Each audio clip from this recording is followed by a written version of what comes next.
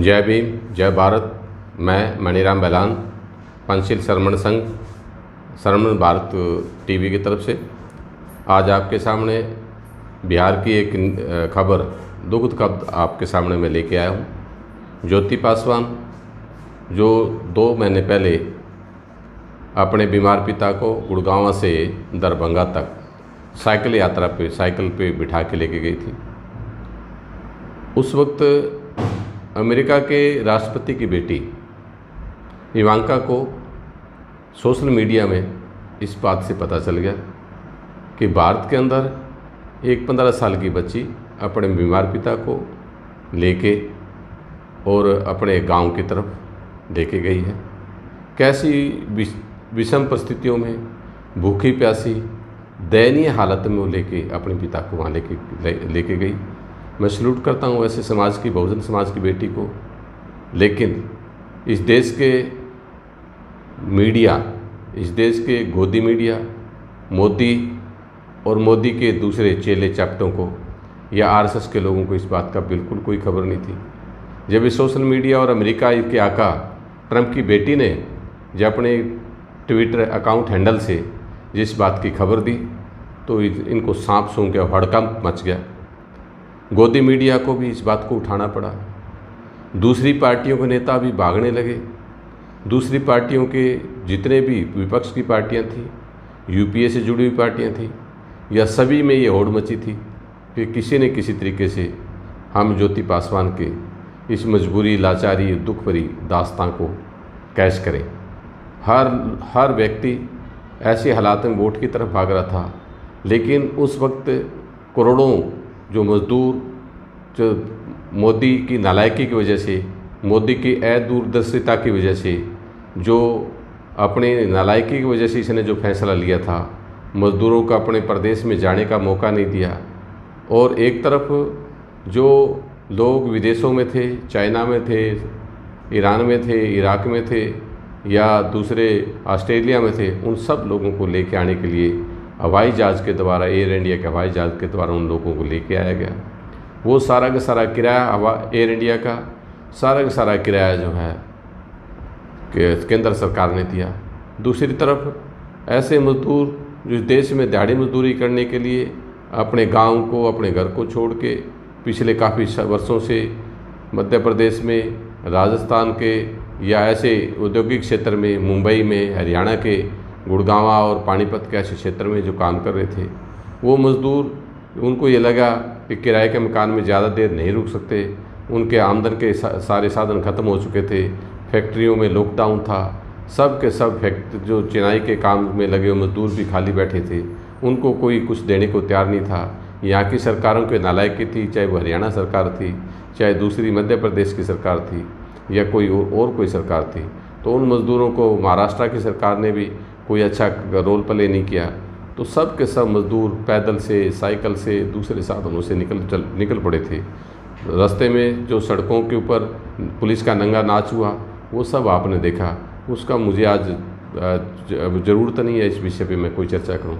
लेकिन जब मज़दूरों के लगा कि पुलिस ने नाका लगा के रखा हुआ है, तुम सड़क रास्ते से जा नहीं सकते, पैदल भी नहीं चल पाओगे, तो वो रेलवे ट्रैक पे चलते हुए ऐसे अपने अपने गंतव्य पे बिहार से, उत्तर प्रदेश में, दूसरे प्रदेशों में जाने की उन लोगों ने कोशिश की। हुआ क्या? बहुत ऐसे लाखों यानी करोड़ों मजदूर अपने घर से बेघर और दर दर की ठोकरें खाते, भूखे प्यासे, बिलखते बच्चे घसीटते हुए अपने आप को लेके जा रहे थे। ये सब जानते, सब पूरे दुनिया ने देखा। भारत ने नहीं, पूरी दुनिया ने देखा। यूरोप के देशों में ऐसे जो दिहाड़ी मजदूरी करने के लिए जो हमारे लोग गए हुए थे या दूसरे लोग गए हुए थे, उन सबको वहाँ घर बैठे वहाँ की सरकारों ने पैसा दिया, वहाँ के उनको गुजारा भत्ता दिया अच्छे से। उन्होंने, पूरे दुनिया ने कोरोना का मुकाबला किया। कोरोना के इस दौर में भारत को छोड़ के हर देश ने वहाँ के नागरिकों की सुख सुविधा का ध्यान रखा। लेकिन केंद्र सरकार, मोदी सरकार ने इस वक्त भी अपना फ़ायदा उठाने की कोशिश की। हर चीज़ की महंगाई और दर बदर लोगों को धक्के खाते देखा। और ये अमित शाह और ये लोग तो 2 महीने तक पता नहीं किस बिल में घुस के थे, किस गुफा में तपस्या कर रहे थे या नालायकियाँ कर रहे थे। मोदी और वो उसकी पूरी की पूरी नालायक टीम आराम से बैठी हुई थी और दूसरी बातों में पता नहीं क्या मशगूल, किस बातों में मशगूल थी। आज जब ये मीडिया ने, अमेरिका और दूसरे देशों, पूरे वर्ल्ड के सोशल मीडिया ने जब इस बात को नंगा किया तो मोदी और इनके हड़कंप मची और इन्होंने उस बात को श्रेय दिया, बेशर्मी से कहा कि अगर मोदी ने लॉकडाउन ना किया होता तो ज्योति पासवान को इतनी प्रसिद्धि कैसे मिली होती, अमेरिका के राष्ट्रपति की बेटी उसको कैसे पहचानती। तो इसके संबित पात्रा जैसे लोगों ने इस टाइप की बकवास की। आज फिर वही ज्योति पासवान का चर्चा है। 2 दिन पहले किसी अर्जुन मिश्रा के खेत में, क्योंकि ये दिहाड़ीदार मजदूर थे, उसके खेत में ये आम के बगीचे में काम करने के लिए गई थी। दिहाड़ीदार मजदूर हर जगह कहीं न कहीं अपना रोटी और पेट भरने के लिए कोई न कोई काम करता है। तो ऐसे वक्त में उस बेटी को भी, अब उसके माँ पिता बीमार थे और अपने घर को चलाने के लिए वो किसी न किसी खेत में, किसी न किसी के घर में काम करती थी। तो उस दिन भी 2 दिन पहले क्या हुआ कि वो अपने गांव में अर्जुन मिश्रा के खेत में बगीचे में काम करने के लिए गई। अर्जुन मिश्रा ने अपनी पत्नी के सामने उसके साथ दुष्कर्म किया, दुष्कर्म ही कह सकते हैं, बलात्कार किया। और उसको जब इस बात के डर के मारे कि किसी को बता ना दे, उसका गला रेत कर हत्या कर दी। ये सारा कुकर्म एक बार फिर जो फूलन देवी के साथ जो कुछ हुआ मध्य प्रदेश में, उत्तर प्रदेश में, उसी बेमई में, वो कितना बड़ा कांड था। उसी उम्र की एक बार फिर फूलन देवी की तरह वही कद काठी, वही शरीर, वो छोटी सी उम्र की बच्ची के साथ सेम ऐसा हुआ। लानत है इस देश के प्रजातंत्र में कि ऐसा कुछ हो सकता है। इस देश के अंदर चुनाव का माहौल है, सब लोग अपने चुनाव की बेहतरीनी पार करने के लिए लगे हुए हैं। कोई साइकिल यात्रा कर रहा है, कोई रथ लेके चल निकला हुआ है, कोई कुछ किसी के साथ सेटिंग कर रहा है, कोई वोटों का गणित अपने तरीके से चमका रहा है, कोई अपने बैठ के एसी वाले रूम में बैठ के कैसे चुनाव जीता जा सकता है, ये सारी की सारी प्लानिंग हो रही है। ऐसे ही वर्चुअल रैली के माध्यम से, दूसरे तरीके से भारतीय जनता पार्टी और उसके अलाई पार्टियां भी अपने तरीके से लगी हुई है, विपक्षी पार्टियां भी लगी हुई है। लेकिन एक दुख की बात यह है कि रामविलास पासवान, उसका बेटा चिराग पासवान इसी समाज का है, दलित समाज का है। मैं उनको हरिजन कह सकता हूँ। उन लोगों को इस बात का कोई फ़र्क नहीं पड़ता। उन लोगों, वो भी आज किसी न किसी के साथ सेटिंग में लगे हुए हैं। उनके बड़े बाबुओं की जूता पॉलिश करने में लगे हुए हैं। उनके समाज की, दलित समाज की बेटी को उनकी भी याद नहीं आई।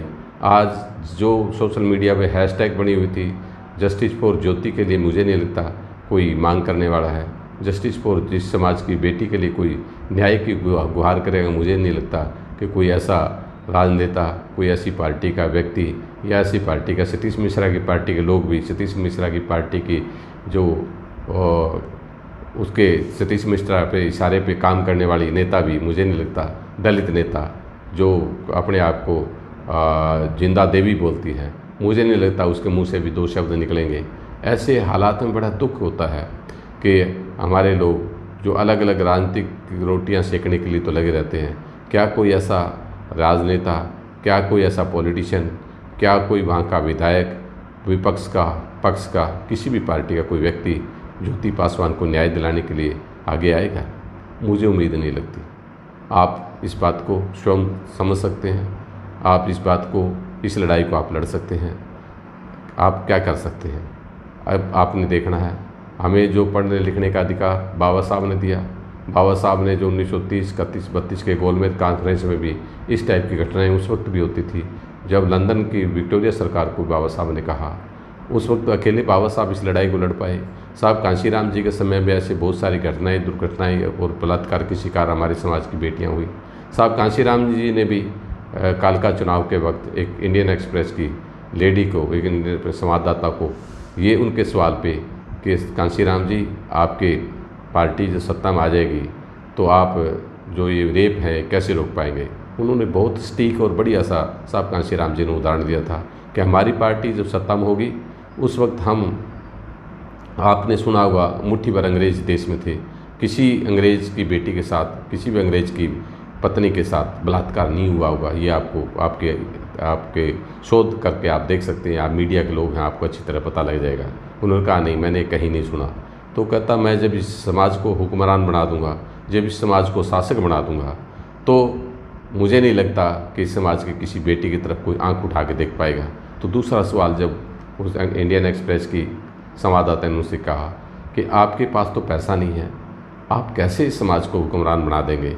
तो साहब कांशीराम जी ने उस वक्त एक जवाब दिया था कि मेरे समाज के लोग 3000 करोड़ रुपए के हवाई चप्पल पहनते हैं, 3000 करोड़ रुपए की हवाई चप्पल पहनते हैं। अगर मैं ये काल दूंगा कि मुझे चुनाव लड़ने के लिए पैसे की ज़रूरत है, एक एक हवाई चप्पल का पैसा मुझे दे दो, तो मैं 3000 करोड़ रुपए लगा के भी चुनाव जीत जाऊँगा। ऐसा विश्वास हमारे महापुरुषों ने किया, आपसे किया। क्या आप ऐसा नहीं कर सकते? क्या आप ज्योति पासवान के लिए, कांशीराम जी के लिए, कांशीराम जी ने आपके ऊपर भरोसा किया था कि एक जोड़ी चप्पल के पैसे समाज अगर उस कांशीराम जी को साहब को देंगे तो वो चुनाव जीत जाएंगे, 3000 करोड़ रुपया इकट्ठा कर लेंगे। क्या आज किसी ऐसे राजनेता की आपको ज़रूरत है? क्या आप ऐसे फिर से कांशीराम की ज़रूरत है? क्या बाबा साहब की फिर से ज़रूरत है? क्या आप इस बात को आपको दर्द नहीं हुआ? क्या इस लड़ाई को आप जीत पाएंगे? क्या जीतने के लिए आपको किसी मसीहा की ज़रूरत है?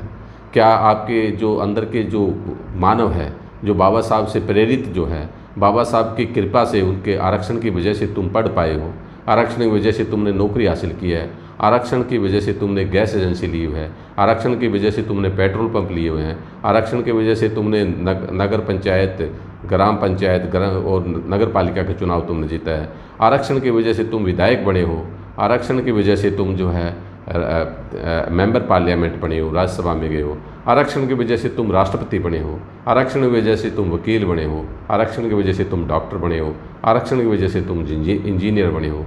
क्या तुम्हें एक और ऐसे आरक्षण की ज़रूरत है? क्या आपकी आत्मा या आपका मन, क्या आपको आत्म गलानी नहीं होती? क्या आज शाम को आप खाना खा पाएंगे? क्या आप ज्योति पासवान का चेहरा आपके आगे आंखों के सामने नहीं आएगा? क्या ज्योति पासवान आपके समाज की बेटी नहीं थी? क्या ज्योति पासवान 15 साल की आपकी बेटी के बराबर की आपको नज़र नहीं आती? मैं इससे ज़्यादा आपको क्या कह सकता हूँ? मुझे खुद शर्म आती है। मैंने फूलन देवी, जब उनकी सज़ा पूरी हो गई थी, मुझे आप जैसे साथियों ने बताया कि फूलन देवी की सज़ा पूरी हो गई, आज भी जेल में है, तो साहब कांशीराम जी से जिद करके इस बात की लड़ाई लड़ी और फूलन देवी के साथ 6 महीने तक जो है हम लोग रहे, हमारी टीम उनके साथ रही। फूलन देवी इस देश की वो महिला थी, वो समाज की बेटी थी जो 22 बलात्कारियों को लाइन में खड़ा करके गोलियों से उड़ा दिया। क्या इस समाज में ऐसे लोग हैं? क्या फूलन देवी की तरह कोई काम करने वाले लोग हैं? क्या ये युवा ब्रिगेड जो गमछा डाल के, गल में नीला गमछा डाल के और जो जय जय भीम के नारे लगाते हैं, क्या वो सोचने पे मजबूर होंगे? क्या आपके पास आपका ज़मीर जिंदा है? क्या आप ऐसा कर पाने की हिम्मत रखते हैं? इस समाज में सूरमा पैदा हुए हैं, इस समाज में सूरमाओं की कमी नहीं है। बस केवल मैं यही सवाल आपके सामने खड़ा कर रहा हूँ, आपके जहन में ये बात आ जाए तो आप इस चैनल पे आप अपने कमेंट कर सकते हैं। हमारे ये चैनल सरमन भारत टीवी हमारे अपने समाज का यूट्यूब चैनल है। आप इसके अंदर इस बातें हर रोज़ शाम को 10 बजे कुछ ऐसी बातें प्रसारित की जाएंगी, इस टाइप की घटनाओं की व्याख्या होगी। एक और ऐसे करंट विषय पे या दूसरे किसी विषय पे जो हमारे समाज के लिए अति महत्वपूर्ण है, उसके ऊपर सरमन भारत पे चर्चा होगी। आप इस व्हाट्सएप के नंबर पे 9812600122 पे आप व्हाट्सएप नंबर है, इस पे आप इस टाइप की घटना का विवरण भेज सकते हैं। ये भी हमारे लखनऊ के एक साथी ने ये सूचना मेरे पास भेजी थी। हमारे पास में और कोई दूसरा साधन है नहीं, तो आपको ऐसा लगता है कि हमारे साथ जुल्म, जाति, दादागिरी, गुंडागर्दी के शिकार हमारे समाज के लोग बोल नहीं पाते, तो ऐसे लोगों के लिए सरमन भारत आवाज़ बनेगा। क्योंकि सोशल मीडिया में दूसरे चैनल हमारे हैं, उनकी पहुंच 133-135 करोड़ हमारे लोग हैं, इन सब के लिए हमारे 18-20 चैनल पूरे नहीं पड़ते। तो मैं ये चाहता हूँ कि हमारे ज़्यादा से ज़्यादा जो वीडियो है इसको आप प्रसारित करें, या शेयर करें, सब्सक्राइब करें और ज़्यादा से ज़्यादा लोगों तक इस बात को लेके जाएं कि हमारी बेटी, समाज की बेटी जो बेकसूर थी, वो लाचार थी, मजबूर थी, उसकी लाचारी और मजबूरी का फ़ायदा उठा के एक ऐसे आतंकवादी, एक ऐसे गुंडे ने, एक ऐसे आतंकवादी ने हमारी बेटी के से मुंह काला किया और हमारी बेटी को इस डर से कि वो बता ना सके उसका गला रेत के हत्या कर दी। तो इससे ज़्यादा मैं इस बात को मैं नहीं समझ पाता कि आपको कहने की ज़रूरत है। आप स्वयं इसके ऊपर फैसला लेंगे। आपके सच में अगर बाबा साहब के अनुयायी हैं, आप सच में कांशीराम जी के आंदोलन के कार्यकर्ता हैं, तो आपको ये सब बातें, इतना ही सूचना ही काफ़ी थी। मेरे पास भी केवल इतनी ही सूचनाएँ थी। मैं केवल आपके आगे सूचना प्रेषित कर रहा हूँ। बिहार के लोग या उत्तर प्रदेश के लोग या पूरे भारत के लोग, श्रमण भारत के लोग, अम्बेडकरवादी लोग, जिनका ज़मीर अभी जिंदा है, जो अभी चमचागिरी जिनको लत नहीं पड़ी, जिन्होंने अपने आप को बेचा नहीं, ऐसे लोगों से मैं उम्मीद कर सकता हूँ जो कांशीराम जी के साहब, बाबा साहब के या महात्मा फुल्ले के अनुयायी है, वही इस लड़ाई को लड़ सकते हैं। बस मैं इतना ही कहता हूँ। मैं आपको, आपकी बहादुरी को, उस बेटी की बहादुरी को जो इसने करके दिखाया, उसको सैल्यूट करता हूँ, ऐसे सलाम करता हूँ कि बेटी, कोशिश ये है हमारी कि आप चली गई, आपके शरीर को हम बचा नहीं पाए, लेकिन आपकी शहादत व्यर्थ नहीं जाएगी। मैं ये बात अपने समाज के माध्यम से, श्रमण भारत टीवी के माध्यम से आपको कह सकता हूँ। जय भीम।